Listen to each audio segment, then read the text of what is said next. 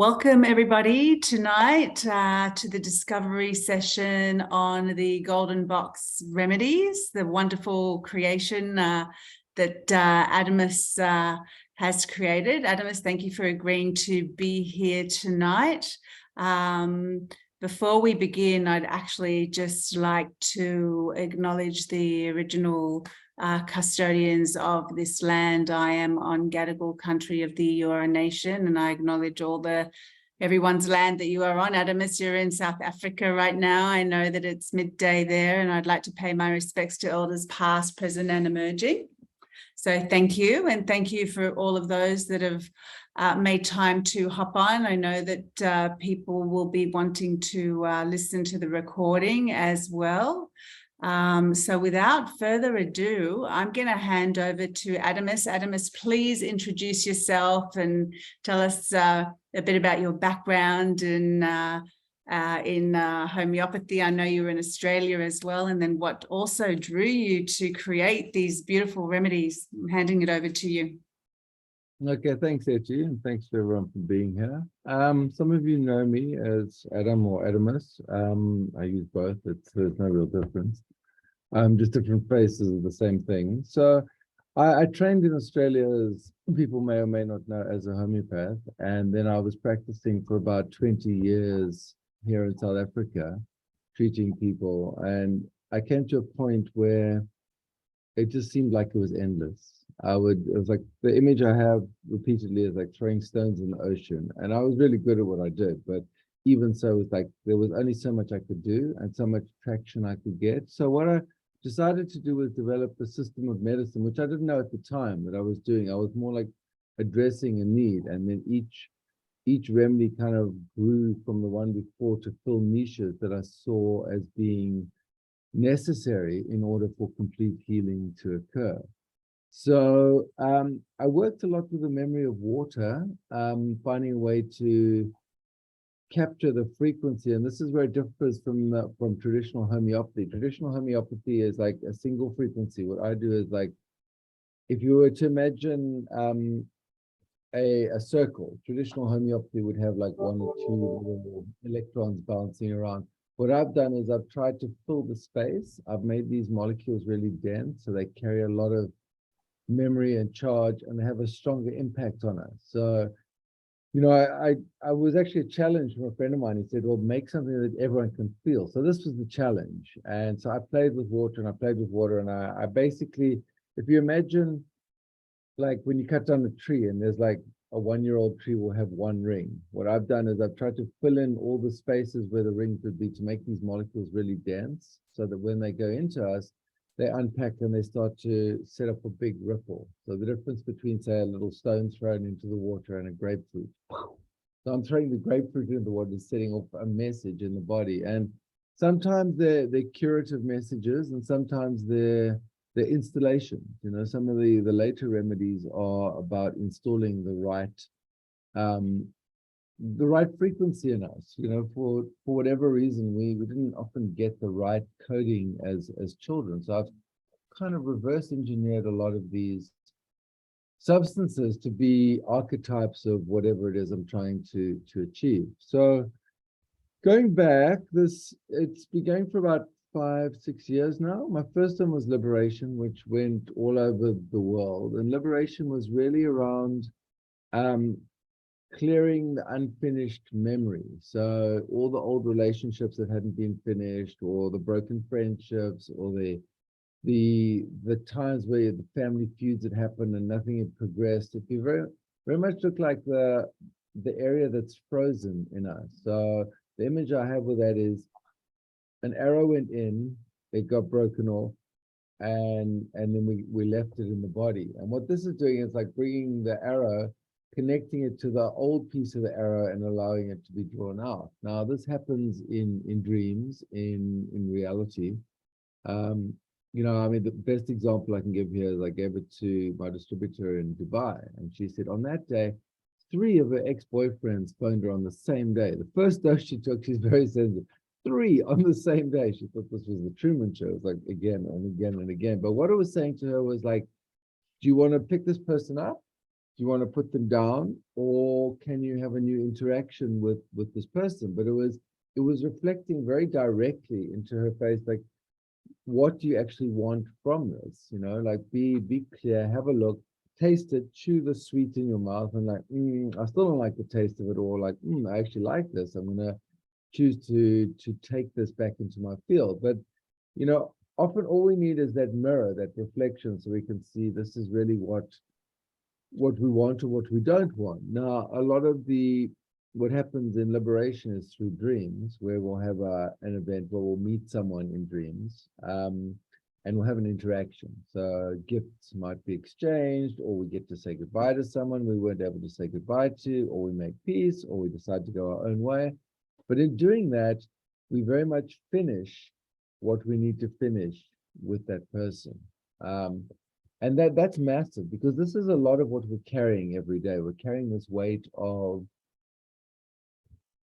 what we're holding from the past. So, you know, whether we like it or not, until we've made peace with these old storylines, we're carrying this around in our body. You know, the example I used, which is very pertinent to me, was an ex-girlfriend from maybe 10, 15 years ago. We had a very intensive relationship, and then we split up, and she went off with my best friend, and it was messy, and I never spoke to her again. But in the dream, she was 9 months pregnant, and so I was able to feel what that would have felt like for me had we been together. I woke up and it wasn't. I have my child now, so it was very much like, this is what it would have felt like. Now my body knows what it would have felt like, and I can then let go of that memory. So, you know, when a lot of the religions, or Hinduism or Buddhism in particular, talk about reincarnation, they talk about, like, you reincarnate in order to go back into a situation where you can play out certain scenarios, right?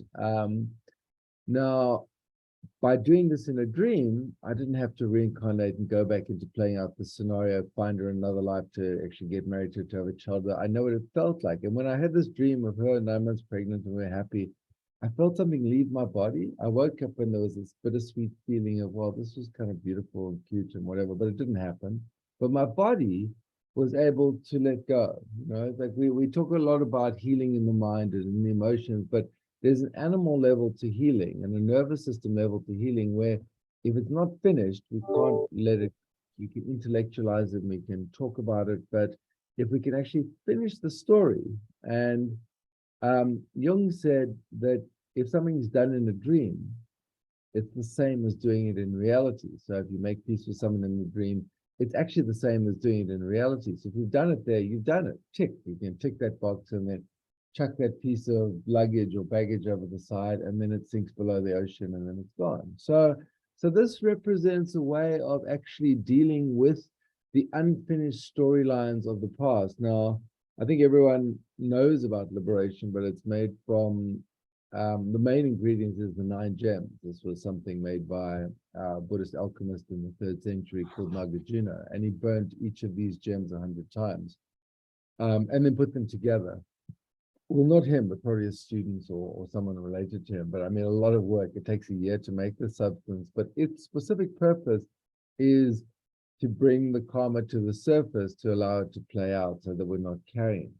So that's a big chunk of disease and a lot of the stuff we're carrying. And I was able to, with that, I was able to put that in the past. Now, I found about 10 bottles, 12 bottles maybe of liberation. I was able to clear most of what I felt needed to be cleared, right? So it worked through old relationships, old friendships, family, acquaintances, and then like distant acquaintances. But there was a process of about a year, about 12 bottles.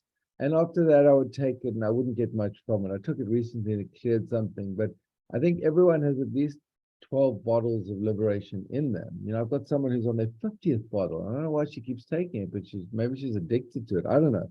But anyway, I don't know what she still gets from it, because I try to get something from it. I don't necessarily get that much from it. But, you know, once we clear that, we're ready to then work on the patterns, which is when I moved into the next phase. So there's two remedies that cover the patterns. The first one was redemption. Now, redemption was, if anything, an even bolder project than liberation, because it was harnessing the power of Nairal. Now, Nairal is the mother of all plants. Now, the legend goes in Shipibo cosmology, that's the traditional shamanic tradition in Peru, or one of them, that when the world was created, everyone said, who's going to create plant life on Earth? And Nairal, the mother of all plants, stepped up and said, I will create plant life on Earth. And so she is responsible for all plants. I mean, it's got all sorts of mythology. Apparently, she can fly and travel between dimensions, and she's this plant that appears in the forest with glowing purple leaves and roots in the middle of the night, and you stumble upon her, and she's got these purple leaves glowing at night. It sounds really magical. I personally haven't seen it, but the person, Jason, who got me the Naira, he told me about it, and he sang the song to allow that to connect. But I mean, that's really designed to bring in this sort of supernatural agency, this benevolent force, which we can actually begin to dialogue with. Now, it's obviously interesting in terms of, like, if an immortal plant goddess was to look at us as mortal, finite characters, what advice she would give us. And this is not an easy thing to answer, because, like, how does that interface? It's like a mouse interfacing with an elephant, like, how do these two even connect? Now, so I mean, I had this thought in my mind when I was taking this redemption. What came to me after about a month is, I normally have dreams of houses, and I'll dream of houses, different places, but it's the same house. Sometimes I'm decorating, sometimes I'm redesigning, sometimes there are people living there, sometimes I'm renting out rooms, but it's always the same theme. But this time, after a month, the house had been destroyed, and I was sitting on the rubble thinking, like, oh, do I have enough Lindt hazelnut chocolate to pay the workers to build me a new house? This is my concern in the dream. This is my thinking at the time. But what it was showing me is it destroyed my concept of myself, which she saw as limiting me, because this finite construction of a self is ultimately limiting in terms of how we can touch the infinite. So she destroyed it for me. Now, if anyone had said to you, well, you've got this iconic representation of yourself, which is seen as a house, would you willingly destroy it? You, of course, be like, no, not a chance. Are you mad? But this was actually what was best for me, because after that, I was free to see myself in a wide variety of different scenarios in different houses. So it actually broke me open by breaking the shell. There was, if you imagine the butterfly coming out of the cocoon, to the caterpillar, the cocoon is everything to the caterpillar, but the butterfly, as it emerges, it leaves the cocoon behind. So this is really what this did for me. It allowed me to leave this cocoon of an idea around what I needed to hold myself in this kind of integrity, to free myself to be in a much larger field. So this is kind of how Naira worked. People have had dreams of Naira coming to her and saying, just say my name 3 times and hold your hand over a particular point where there's pain, and I'll come to your aid. They've had people who, I had this initiation where Naira blew powdered root dust into my eyes, and after that, the plant started speaking to me.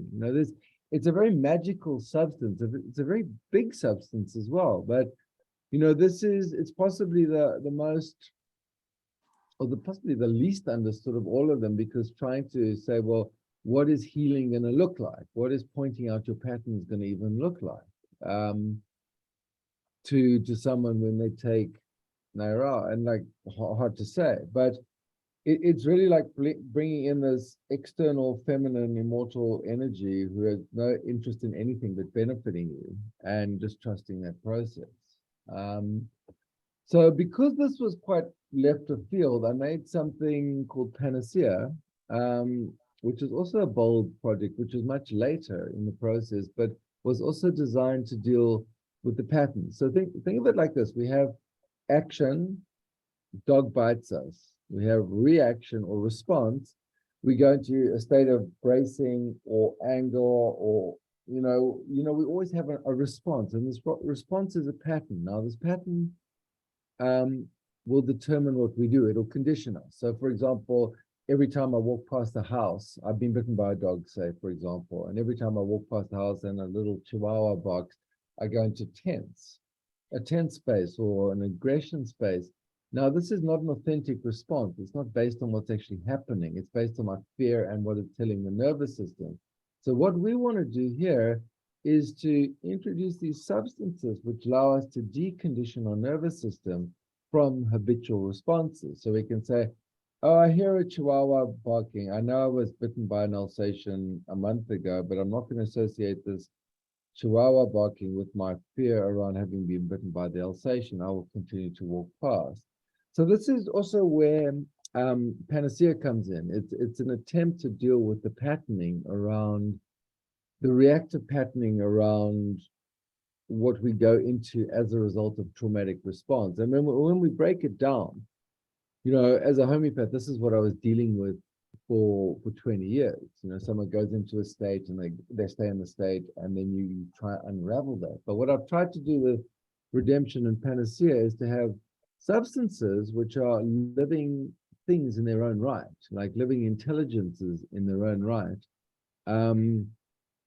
in order to allow those intelligences to come into our field and actually begin to unravel some of these patterns. Now, the Panacea is based on Sananga and Bobinsana, and then there's the flower of life. It's got a few other bits and pieces, but the Sananga is something that is normally put in the eyes. Now, this is not put in the eyes, it's taken orally, but it's a substance which is designed to deal with something called panema, which is another Shipiva term, which is, it translates as like exhaustion in existence. So like, you fought the good fight, you're like this, you're a bit exhausted by life. You don't have the chutzpah, the will to really get up and go in the morning because you're just really tired, right? You're really exhausted from reality. So it allows us to, traditionally Sananga is put in the eyes. This I've made it into a remedy. I put it in a liquid, so we don't take it in the eyes, but it kind of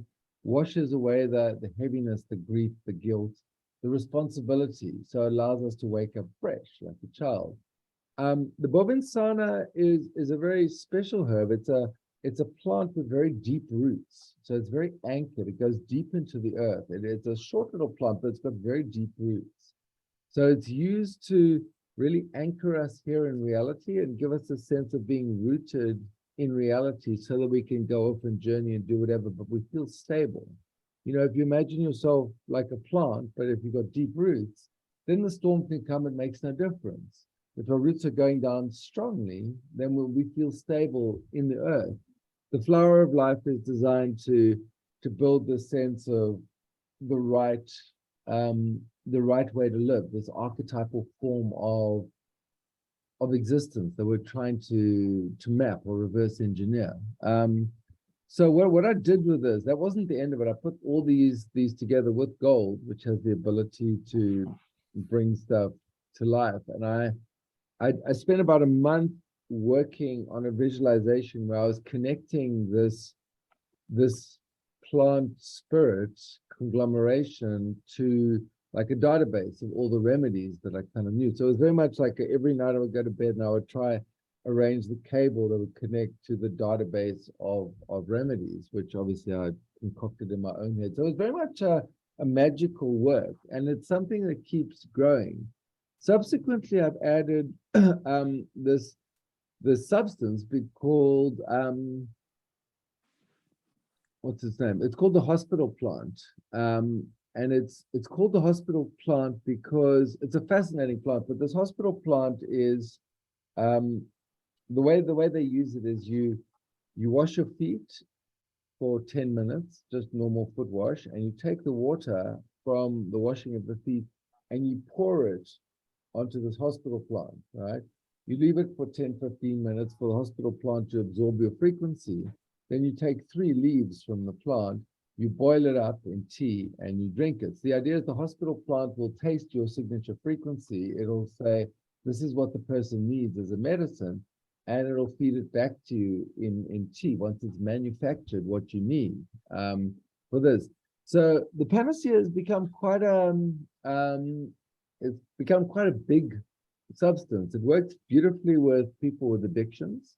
A lot of people have quit smoking entirely um, from taking the Panacea because it's the sense of like, well, I'm complete to myself. I don't need anything externally to reinforce myself or to give me a sense of I need to escape from anything. So it has all sorts of effects. What I've designed it to be as to get to the root of why we are in a disease state in the first place. So really bring that to light, shine it into our reflection. Now, sometimes it's situational, sometimes, someone's sick because they're in a bad relationship or they're in a bad job or, there's someone around that they hate and that's making them sick. And the solution to that is like, get out of the relationship, leave the job, move out of the house. This is often the case. And sometimes people do or don't want to do that. But once they've made those changes, this will really bring whatever we need to light, to reflection, so we can see it. To, if you like, the backstory, like what's really going on. Because what I've come to understand over time is that healing is massive and it goes in every direction and it looks like many different things. And it's not like take this pill and get better. There's a whole lot going on. There's our ancestry, there's our karmic stuff, there's our national stuff, I've got a friend who deals with plants, and she didn't ask the spirits of the land if she could use that particular plant, and then the local Sangoma witch doctors got all upset with her and started to attack her. It's like there's levels within this. It's pretty massive. So what we can do is just provide an intelligent container which is able to reflect back to us what we need to know. Yeah. So this was the idea behind Panacea. It's also there designed as like, okay, well, this is what the person's lacking, feed it back to them at this point. But as I said, my understanding of disease has gone even further, and it's a bigger thing than I anticipated. But what I have seen is that, the model I'm using at the moment is, if you imagine us, the nervous system like a lilo, right? And the lilo is sitting in the water, and we're sitting on the lilo, in the water. Now, the mind and the body is us sitting in the water, and the nervous system is the lilo. Now, if the lilo is crumpled or it's jangled or there's thorns in it or it's leaking, whatever we do to the mind and the body is not really going to change what happens to the lilo unless we can come with some somatic practice, qigong or tai chi or some yogic practice to actually tell the nervous system to calm down.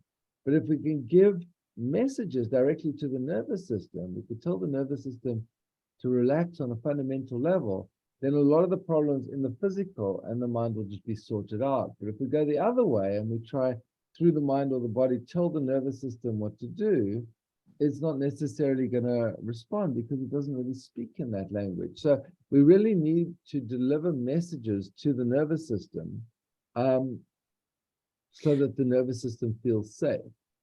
Now, the nervous system needs to feel safe because if it's safe, we feel fine. So a lot of these remedies are around making us feel secure in ourselves, in our environment, letting us feel held, letting us feel nourished. And that's why in a lot of them, I've included various things to nourish it. Even in liberation, I'll put in the light of Jupiter in creation. There's a lot of things in creation just to make us feel good and held and like all is fine. And this is why I created the remedy from the golden spiral, because everyone knows the golden spiral, the Fibonacci sequence. They know the whole pi ratio and how it plays out in flowers and the ear and the womb and stars and sunflowers and seashells and pretty much everything. It's there as a universal ratio. And the more in alignment with this ratio we are, the more centered we seem. Actually, when people look at pictures of people, the more people are on this golden mean, the more pleasing it is to the eye. People like to look at, stuff within this ratio. So even if you have like a magazine and the magazine is on this ratio, people find it more pleasing. Same with architecture.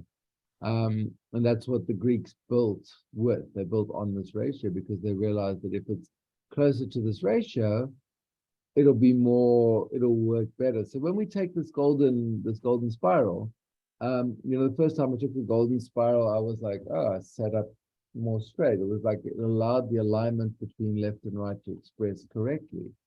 People have various different responses to taking the golden spiral, but in truth, people should take it on a regular basis because it's very easy for us to go out of alignment with reality because it's what happens. And the simple way, if we can just return ourselves to a core perfect alignment, then whatever it is we're doing becomes easier and we can move through space more easily. Then, so this is really the benefit of taking the golden spiral. Now, I've included it in, it's in Immortality Lakshmi.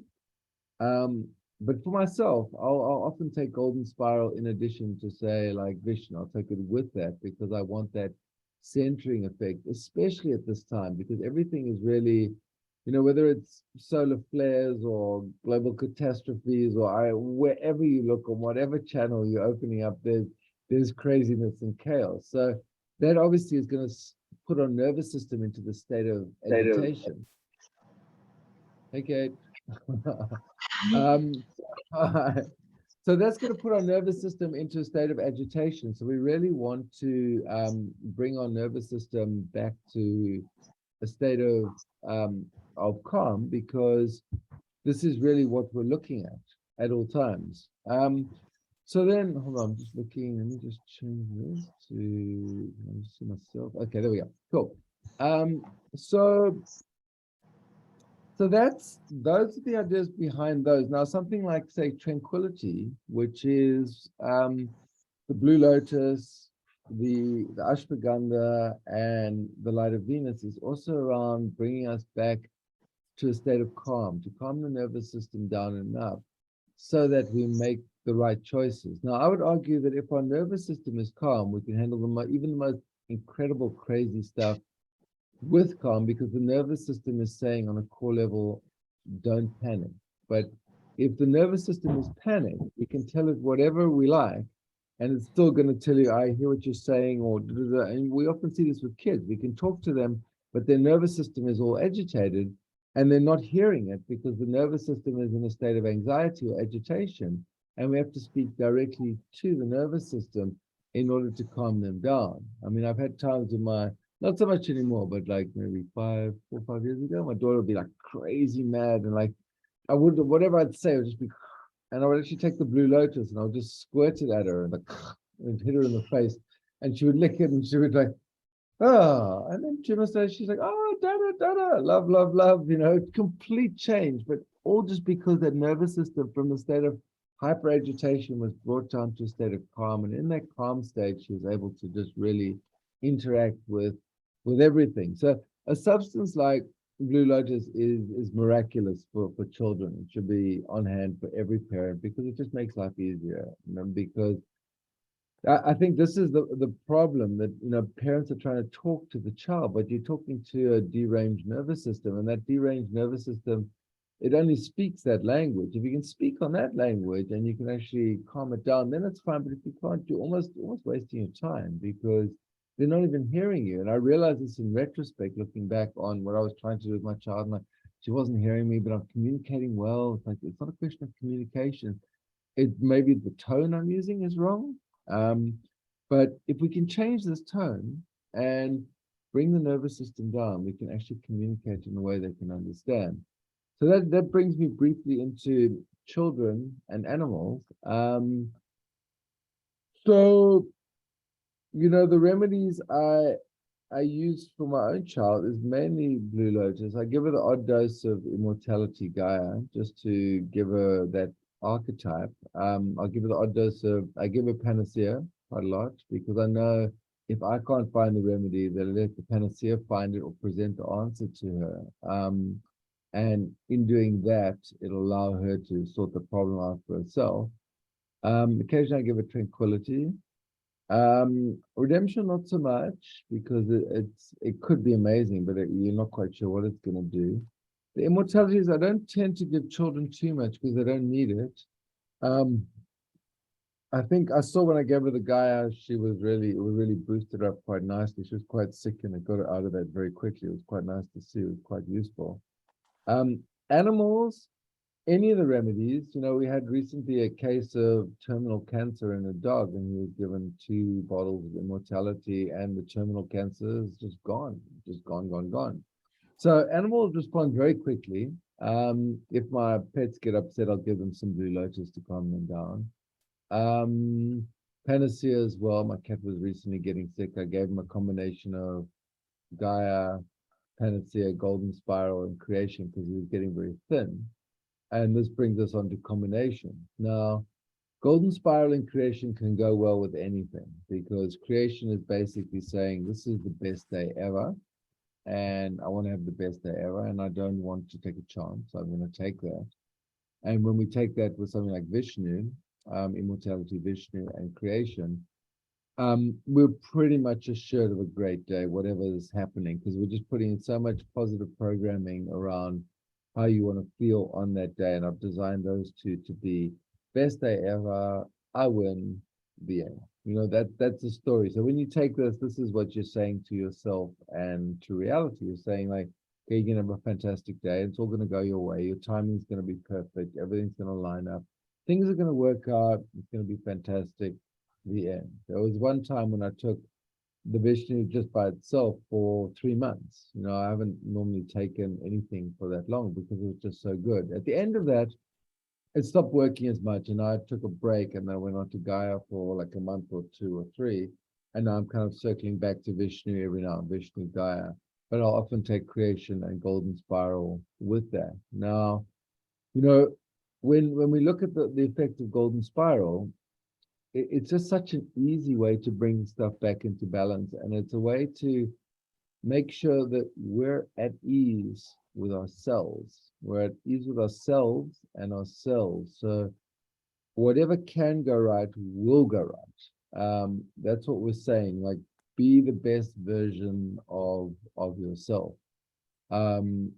Just energetically, because when we take this Golden Spiral remedy, we're taking the way it was actually made in England.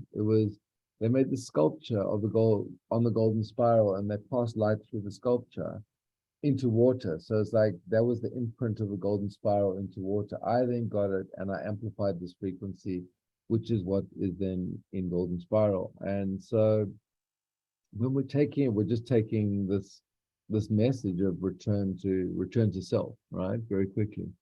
So that's what's happening with the Golden Spiral.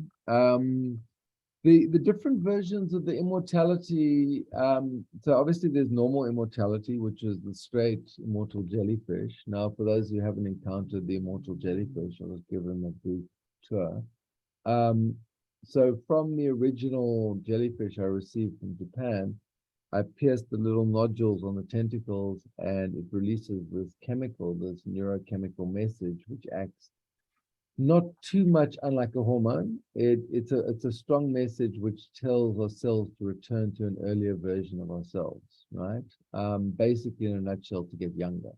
So what happens when we take this, and then I amplify this, what happens when we take this on an ongoing level is people experience increased, better skin tone, better hair growth, better nail growth, increased libido, better organ functioning, more energy, faster wound healing, basically anything that would work. If you imagine the age you are now and then take 20 years off that and imagine how your body worked then, just imagine that. That's what it's telling the body to do. But obviously, because we're not invertebrates, we have bones and skin and meat and cars and relationships and cats, and we've got lots of stuff. We're not jellyfish, so it doesn't work as in the same way. The jellyfish, what it does, it takes the jellyfish, it dissolves back into undifferentiated stem cells, and then it basically blooms again, and then it collapses and it blooms, and it can do this infinitely. But what it does with us, it sends this message to send us back to an earlier version of ourselves. So it rolls back. And what people notice, skin gets softer, healthier. Everything, all your organ systems start to work better. People found that they need less blood pressure medication. They needed less thyroid medication. They need less insulin. So the body was functioning better. As long as there's an organ system to function, it'll help that organ system to function. Now, I've got a booklet. I don't know if everyone's got it, called the Golden Box. It's not there, but I can send everyone the PDF of it so they can, it's like, but it's got all the remedies in it, everything that's, yeah. Anyway, but I've got that. I mean, the PDF is available, so I can send it. If people don't have that, then they can use that as a reference guide to actually go into it and see which one they think they're going to need. The science of how these all work together, and obviously I put it all into, let me show you the golden box. Yeah, there's my golden boxy. That doesn't come out very nicely. Yeah. Okay, but anyway, but anyway, the idea is it's not all the remedies, it's just 12, but people pick and choose the golden box, what they want in it. But whether one has a physical golden box or not, the whole concept of it is a system of medicine which is designed to cover the range of ailments that mankind comes in contact with. And in fact, the development of immortality came directly out of me seeing that however good one's medicines are, the result of aging is going to make one sick, because as we get older, and here we go to Chinese medicine. Chinese medicine talks about kidney qi, which is life force. And as we get older, kidney qi diminishes. So what this means is that the skin gets less pliant, the nails don't grow as well, the libido goes down, the energy starts to drop, cancer cells start to proliferate. But if we can somehow return the body to an earlier version of itself, we have a heightened kidney qi life force, and this is what governs all life. And in that, it'll be able to repair structures more accurately. And if we can keep our biological age sort of in our 50s and not sort of move 60s, 70s, and even there we can move back. But if we can keep our biological age there, regardless of our actual age, then we often don't even start to manifest the disease processes. Now, the jellyfish itself can still get sick. This is not proof against getting sick, right? But it means that it can regenerate. So as long as we don't get sick and we regenerate ourselves, we can potentially live forever. Now, what I've done with the Immortality Range is I've each one I've added different things. So there's normal immortality, there's Varja, which is the Ganesh mantra, which is about removing obstacles, and it's also got the Dhammatari mantra, which is he was the god of healing in Ayurveda, so he was responsible for curing disease. There's Garuda, which is very good for cancers, and it's quite stimulating. There's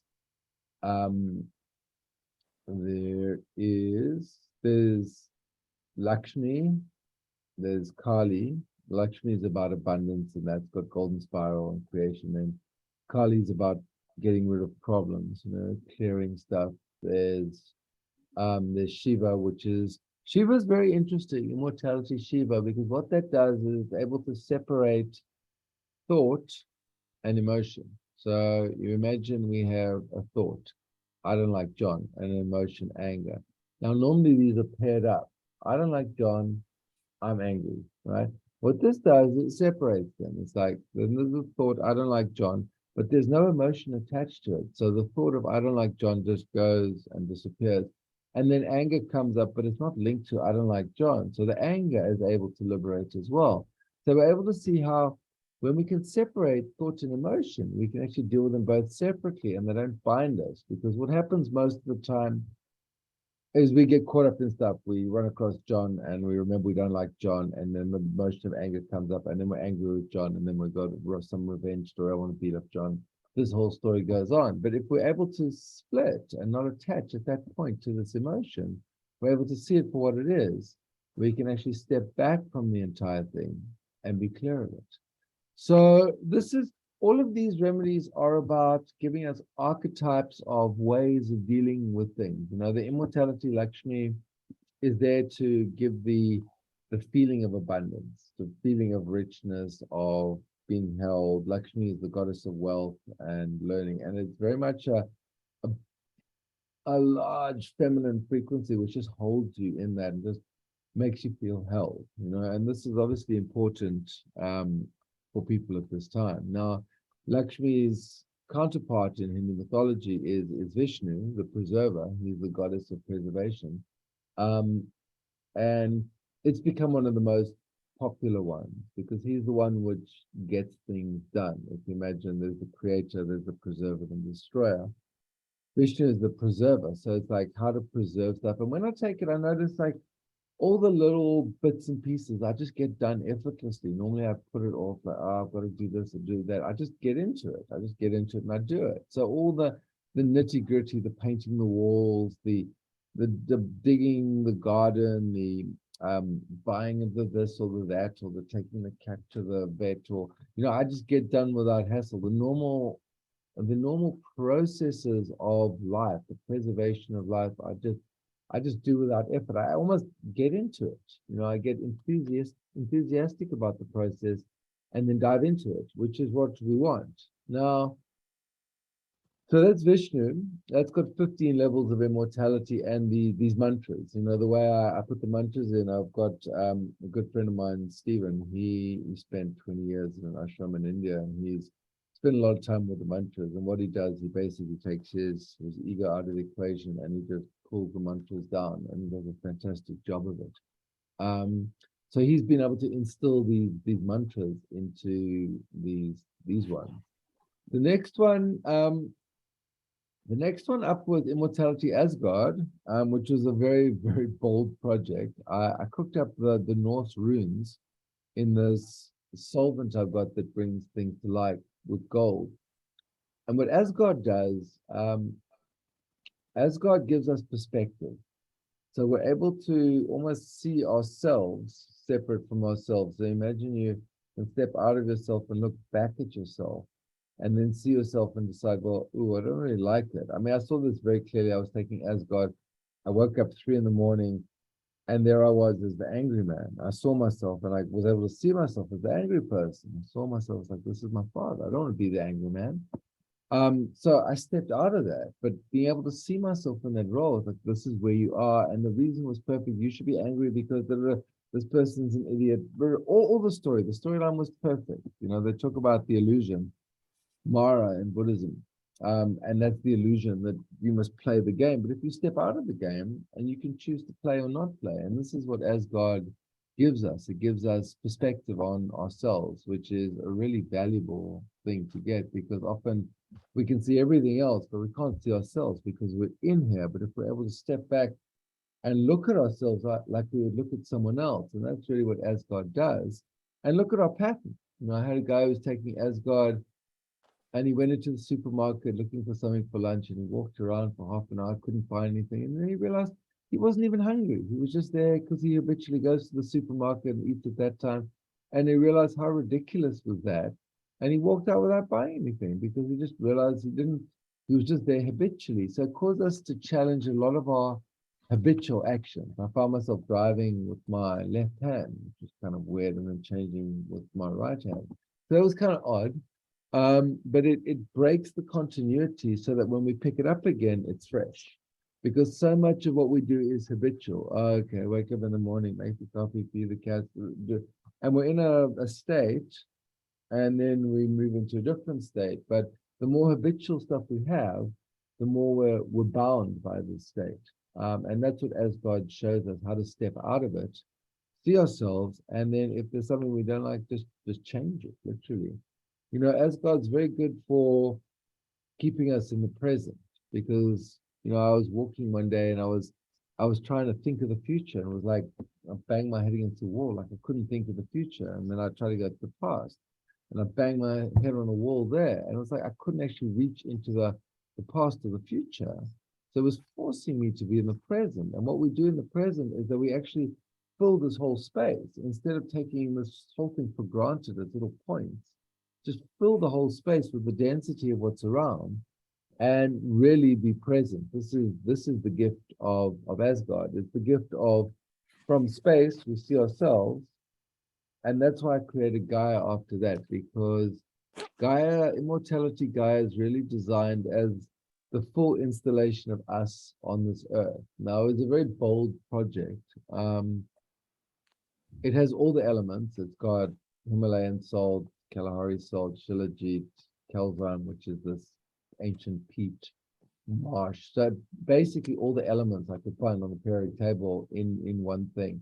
So it's all the pieces, all the building blocks of reality in the solvent that brings things to life. And into that I added moringa and hibiscus flower and bay leaves and buchu and stones from a holy lake, and then water from 2 separate holy sources, some burnt moss, some projection of air into there. It was very much an elemental, like all the elements and all the minerals in order to make up, this is what would make Gaia. And then I cooked this for 6 hours and I chanted mantras into it. It was a very powerful thing. And what comes out of Gaia is that Gaia is for everyone. We all belong here on Gaia. We're all sharing this planet. And Gaia is very generous as an energy. She allows everyone in, but it gives us the fullness of what Gaia is, but also it's very strong, but it's also very soft. So it's quite potent in that way. So it gives us this feeling that when I started taking Gaia, I normally walk every day. But then I just added swimming as well. I had too much energy, so I decided to walk and swim. So I did both. I didn't have to do one or the other. I just chose to do both. So it just allowed me to add that extra little bit of activity to my reality. So, but a friend of mine, when I asked her how did she feel, Gaia, she said it's like for the first time in life she felt truly embodied. She felt truly here in the world, and that was obviously huge for her because she'd been living half her life in some other space that really brought her down. Now, if you imagine Asgard and Gaia as earth and sky, right? We don't want to be just in the sky and we don't want to be just on the earth. We want to have the option to move between them, like the eagle. The eagle goes between the sky and the earth. So we need that, almost like the emptiness of Asgard to see the earth, and we need the fullness of the earth in order to, see the sky. So it's very much the dance between these two. So the Gaia Asgard mix is very much about perspective. Because sometimes we want to be up in the sky, and sometimes we want to be down on the ground. Sometimes you want to be the eagle in the sky looking down and say, okay, there's danger there, I want to avoid it. Sometimes you need to be on the ground because you actually physically need to make the fire to cook the food. But to have the option of these two perspectives is incredibly valuable, because when we shift perspectives, we're able to view things from a different angle, and then things don't look the same. We realize that we were looking at things from a very narrow perspective, from a very like, I'm cruising down, I've got blinkers on, I'm cruising down, all of a sudden the blinkers disappear. More than that, but you're like able to move between the sky and the earth. And that allows you a lot of interesting perspectives. And like many things, if something is here that we don't like, we can actually choose to just zone out and go into a higher perspective and see, well, okay, from this perspective, actually it's all fine. So let me stop panicking here. Let me sort out my nervous system, because that's often where the panic is sitting, and then I'll find an answer, because there's always an answer.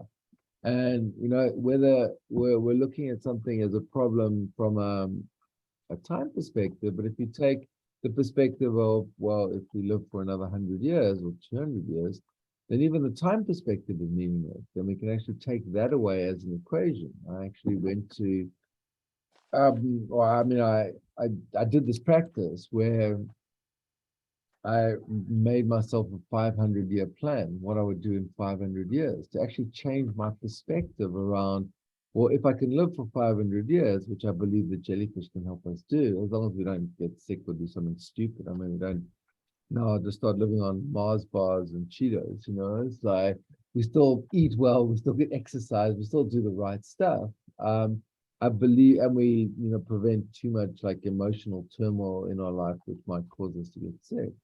I believe we can live for hundreds of years. I mean, this immortality thing is literally 2 years old, just 2.5 years old. So we only have results for 2 years, 2.5 years. I mean, I've been taking it in one form or another pretty much every day for the last 2 years or 2.5 years. And I can legitimately say, apart from a few like dips where I've gone into a healing process, I'm definitely getting stronger. My body's stronger than it was 3-4 years ago. I've got more energy to exercise. I heal faster. it doesn't mean I don't still have to heal the stuff from that I've generated from the past that needs to come to the surface to be dealt with. But on the whole, the body gets less sick, it's stronger, it heals faster. I'm more able to do stuff I wasn't able to do before. I no longer feel like I'm aging. I feel like I'm going the other way. But as we go back through our journey, everything that was sitting there comes to the surface. And this is what the golden box is really there for, to help us deal with whatever may arise. Maybe we need a bit of liberation here, maybe we need some redemption there, but a panacea, some golden spiral with some creation. These things are really designed to be taken together. I took some Garuda the other day. Garuda is also the eagle, so it gives us perspective on where we are here in the world. So it's really much. Yes, if I may, I'm also just getting conscious of time as well, and you've given us a wonderful overview of all the essences, which has been fantastic. But and how do you know what to take? And I'm going to open up for questions because I know some people here may have questions, and there's such a variety. And you were discussing, like, you were telling me about Panacea, and I'm like, oh my God, I need that, because if something is causing me trauma now, then I want to take that. But then hold on, I want a bird's eye view, and hold on, but I want the alignment as well. And then I want the creation, like, you don't want to overdose on them. Because it's just like, oh my goodness, I want to take this one, and I want to take this one, and I want to take this one. So what would be, and of course, I'm with you for a while. So I personally started with the liberation and the redemption. And, I find that here in Australia, they are the most popular still. So how do we incorporate all the next level of immortalities, Well, think of it this way. There's only one counterindication here. And that was, I wouldn't normally, or probably ever really, take more than one version of immortality on any day, right? Apart from that, I can lay anything onto any of the immortalities on any day. Like I said, I might take a Vishnu and some creation and golden spiral, just a few drops, just to kind of tailor make the frequency. And if I feel a bit of sickness coming in, I might take a dose of Panacea. So these things are all designed to work together. Just don't take two versions of immortality on one day, because it might be too stimulating. But apart from that, Tranquility obviously take when you need more of a sedating effect, creation more slightly stimulating effect. But they've been designed, creation, golden spiral, an immortality, and a panacea you can take quite happily on any day. And you can throw in redemption on top of that as well, because they're working on different levels. Now, I would argue that now we're facing quite an onslaught from reality. So we need to match it with, not furious dosing, but with, we need to not like, oh, I'm not going to take this because it might do this for that. If we need it, we take it. It's like, if on that day we need more support from the golden box, that's what we do. We take it because it's there as a support. We need to work through stuff where something's coming up and we need some perspective or insight. That's what we do. But maybe let's open up to questions. Let's see what people have to say. And I'm just going to change the view so that everybody has gallery view as well, if people have questions. But also, for example, what's been your experience with the virus? Because I know that it's helped people with the virus as well. Yes, well, immortality, because it boosts kidney chi, will tend to regenerate, most structures. What I find quite useful with the virus and then people who maybe being vaccinated is the golden spiral has been quite useful in conjunction with immortality, because that brings things back into balance. The panacea would also be useful with that, because that's dealing with the backstory.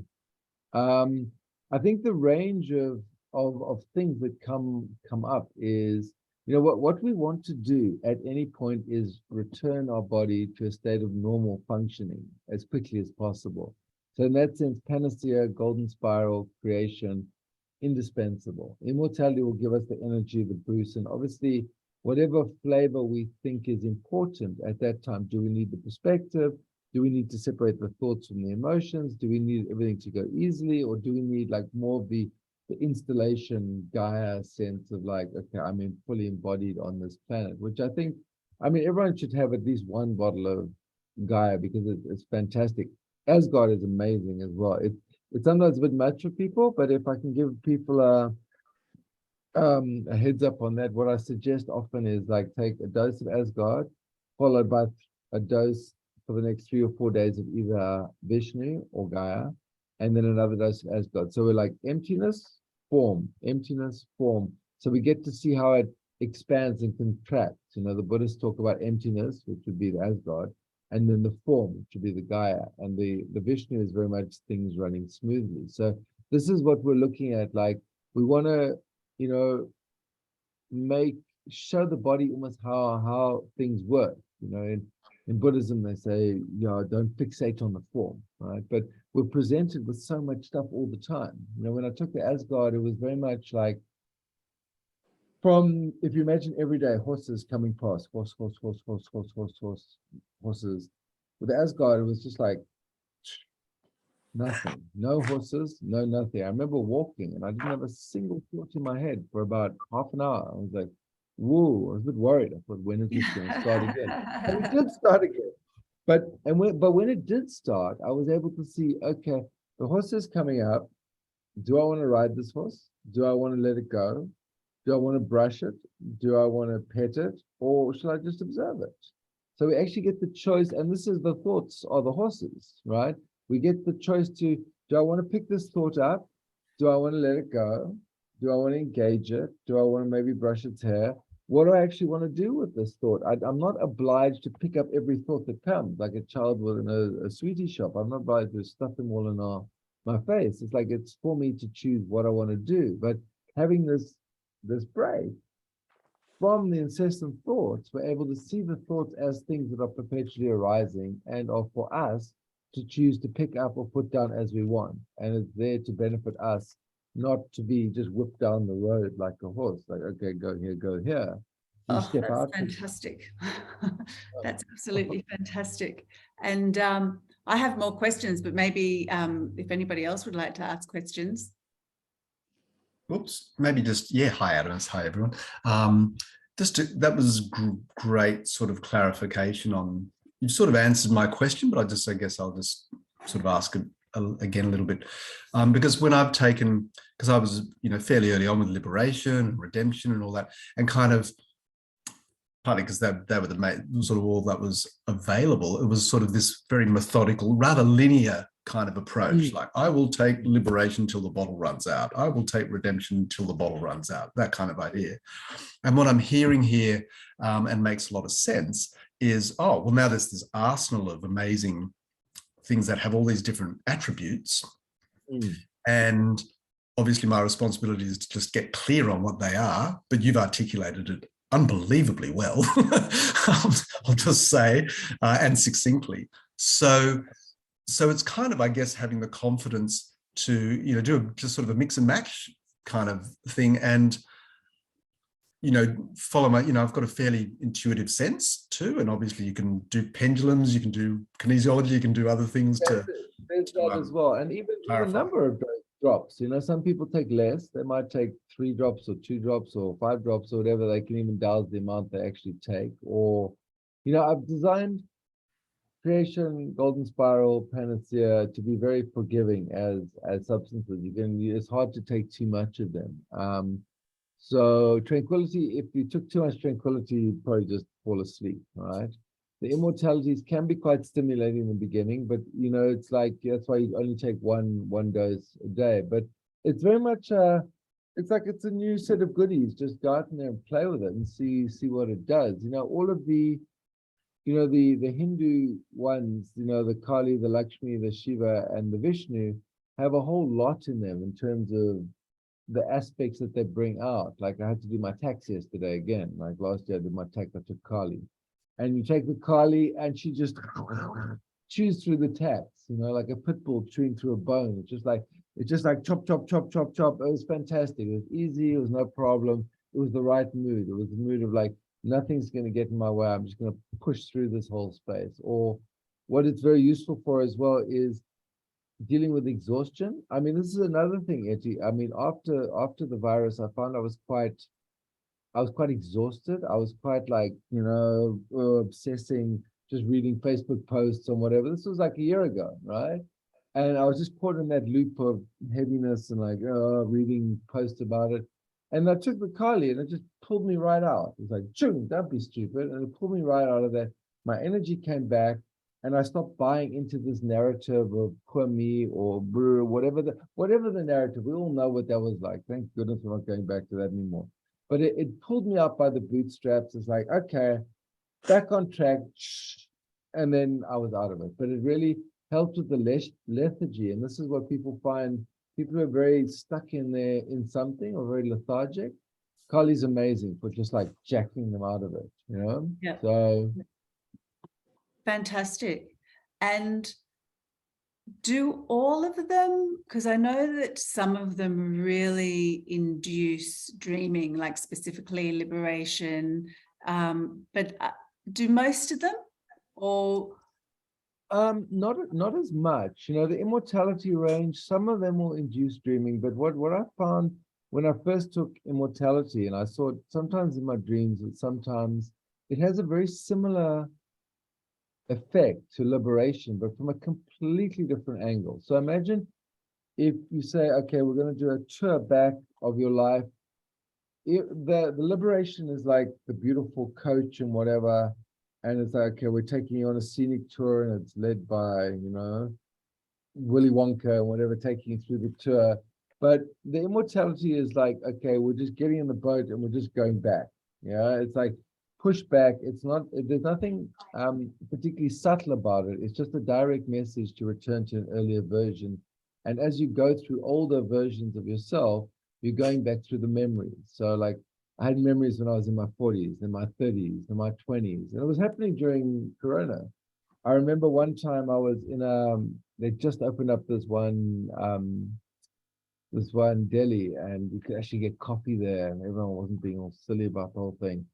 And I was in there, and I was going through a time when I was going through my teenage years, and a strong part of me had this urge to pick up this banana and just throw it at the barista. This like food fight crazy. It's like, whoa, you can't do that. But that was the memory, that was the childish memory at that time. So somehow going back through that time, and in that time, I was right there, 12-year-old boy, food fight, whoo, throw the banana at the barista. I didn't do it, but it was such a strong, I had to stop myself. I was like, whoa, very strong. So it kind of goes back, and this would obviously happen in dreams as well. If you hadn't done some of the liberation stuff, there might be some of this as well. When the physical memory is being held by the body, it'll tend to push it out because that's in the way of a new cellular regeneration. Because obviously we kind of a new clean cell. If there's this old cell with all this memory there, we almost need to clear it out in order to clone a fresh cell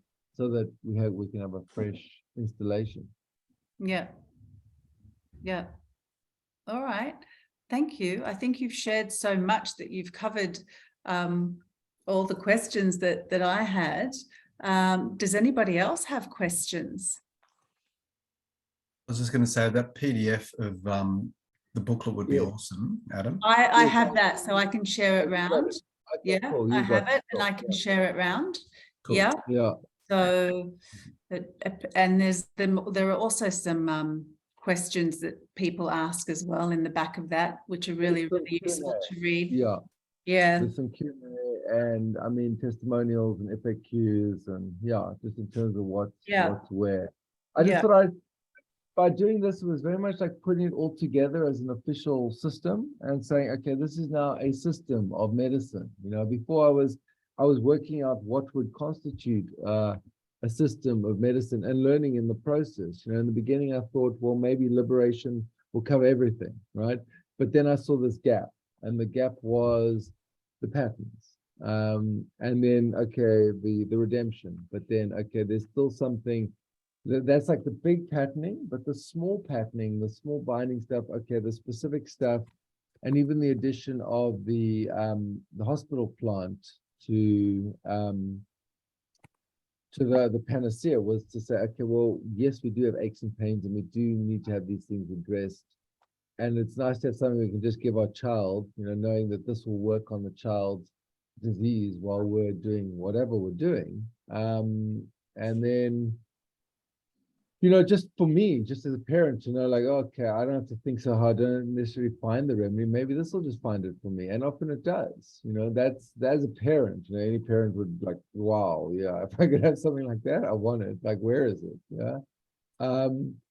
And also just to realize from, you know, recently there've been a number of people who've been, a friend of mine recently, she was like stage 4 terminal cancer, and now it's gone. Gone. They gave her 3 months to live. Now it's gone, you know. So we don't talk about this officially, but I mean, just to know that as we regenerate the life force, the kidney chi, it will tend to remove, you know, think of it like this. The life force is like sheepdogs, right? The cells are like sheep, right? So the function of the life force, the sheepdogs, is to keep the sheep in line so that they don't go up and eat the radishes or the potatoes from another field. Now, as the sheepdogs get older, but long in the tooth, they're like, well, I can't get it together today, can't get to the sheep to stop them eating the radishes. The sheep wander off and eat the radishes. That's when the sheep, which should be just doing normal sheepy things, cell things, are starting to grow into different areas. What this does is it says to the life force, okay, we're giving the sheepdogs a whack. Okay, now they're young again, right? Now they can keep the cells in line, because everyone has small amounts of cancer cells. It's only when it gets too large that it becomes a problem. So what we're doing is we're not curing cancer. We're just enabling our cells to have the strength so that the aberrant cells, the cancer cells, can't proliferate. So just good to know, you know, like as a thing for people going forward. It's been amazing in animals, old dogs with arthritis. It's been quite amazing, you know, like in terms of people give it to the dog and then all of a sudden the dog's running around. It's like, oh, he's playing like a child again. And that's just putting a few drops in the water. It's very simple with animals because obviously their life cycle is shorter. So the effects are more magnified. It's quicker. Adam, question on that with the cancer. I'm getting a lot of brain tumor cancers. What's the exact question? Like what to give? Yeah, you were just talking about the cancers and that, and we're getting a lot of Well, you know what I would go with, I mean, well, I don't know if it's a result of vaccine or I don't know, it seems to be a spike from that since that's happened. I don't know if it's a result of that or not, but I work with someone who's seen quite a spike in that from that. But what I've found to be quite effective is the golden spiral, and then any one of the immortalities. You know, you might give Gaia, you might give the Garuda, yeah, because what you're trying to do is to bring everything back into balance and then give them a boost of life force. I mean, brain cancer is tricky, but I mean, I've had 2 cases of terminal cancers just gone. So, you know, with cancers, the earlier you can get to the people, the better. And obviously you can give them, you know, even once or even twice a day with the immortality, just to move it forward. But obviously monitor what's going on and see how the person's going with it.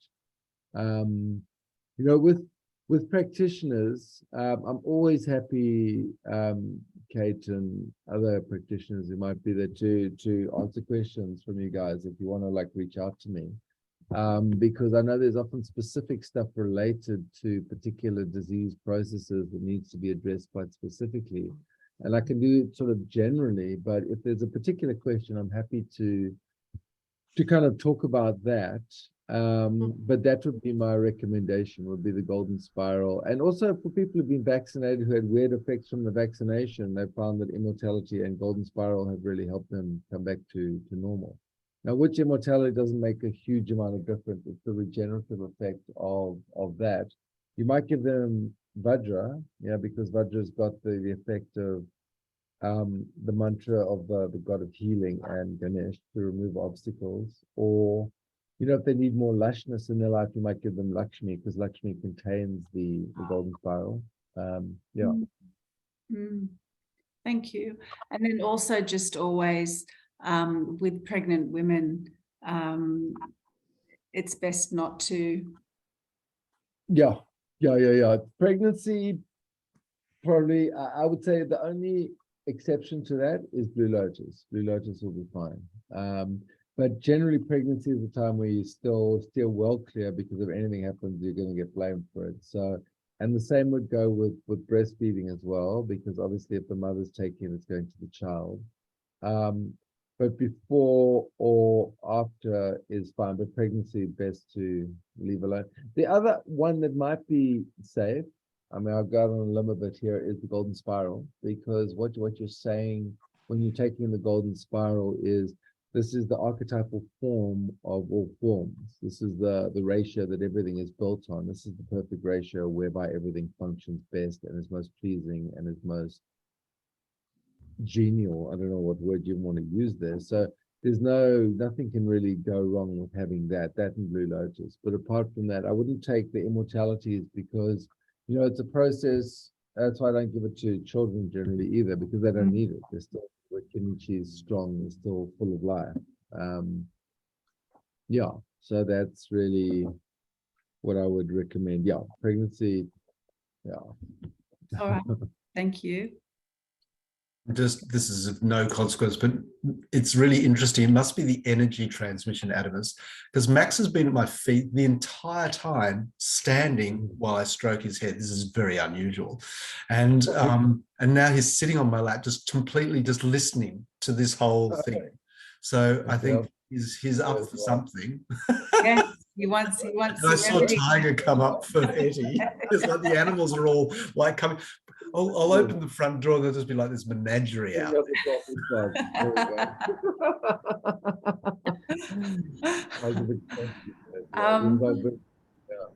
All right. Any more questions, anyone? I've got one more, and it's becoming quite a common one for me, is people coming off of alcohol addiction and trying to stay off. So what I've found with the Panacea is it's very useful for addictions, whether it's alcohol, cigarettes, any addictive pattern. I mean, obviously, as you know, there's multi-levels, right, within that. So they come off the alcohol and then their nervous system, of course, goes crazy, right? So what I would do, I would give Panacea to help with the actual addictive, the physical addictive thing.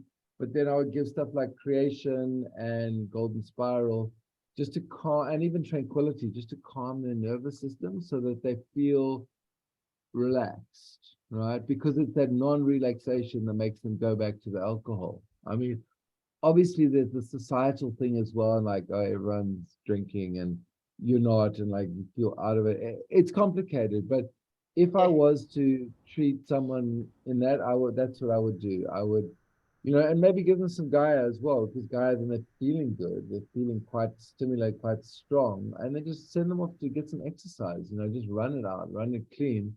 But you really have to address the nervous system and the fact that if the nervous system is not calm, it's going to make them go back into the alcoholic behavior. But, someone came off smoking for 20 years. She was smoking for 20 years. She took the Panacea and then she just stopped. It was just, the craving for it went away. She felt complete.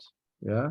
So I do acknowledge that alcoholism is not that simple. Yeah, it's quite complex and layered, and there's many factors involved. But the best thing we can do is just to give their nervous system the best chance possible. Creation, Golden Spiral, Panacea, and maybe Gaia. And if that doesn't do it, and then send them to get some exercise, because they'll have more energy anyway. Just to burn it out of their body. But then they still have to, they walk past the bar and they still have to say no, it's, or at the bottle store, or the friends, the Barbie, it's you know what I mean? It's quite complicated. So I think anyone who thinks they've got their head around that one is just lying to themselves. But that would be my best shot, to give them the best chance possible, and maybe take up, I don't know, snorkeling or something, just some hobby or something to distract them. Yeah. Okay. Thank you. Anyone else?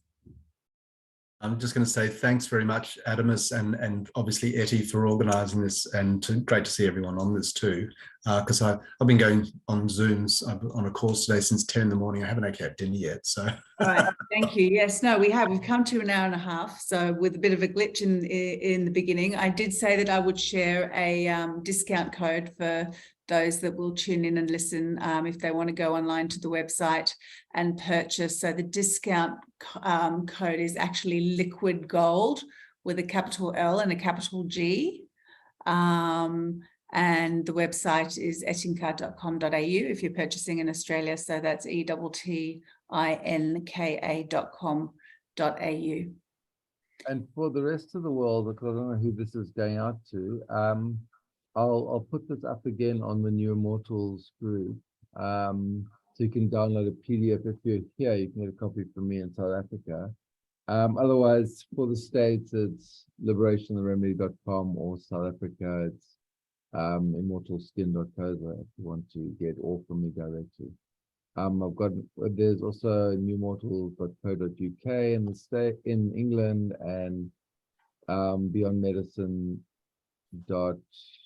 in Dubai. Yep, and that's kind of what's available. I've got a distributor in Europe as well, so if anyone's in Europe, they can get from there. But yeah, no, occasionally we get people from the States trying to order in Australia, and I'd rather they come through you, Etty, because it's a nightmare with postage. But absolutely. yeah, no, I really hope that Australians like try the rest of them, because it's really it's been, I mean, the alchemical trinity to start with was amazing, but I've gone well beyond that now. Not that there's any better or worse, but it's more like an evolution. So like at each stage, it's an evolving of the awareness of what's available to be healed and what's required for cure. And now we have, like with complicated stuff like alcoholism, we have, okay, here's a whole cocktail we can actually give people in order to, because, with a lot of it, people just need to feel okay. Their nervous system needs to feel okay. And if that's fine, then we'll deal with anything. But if that's not okay, then everything.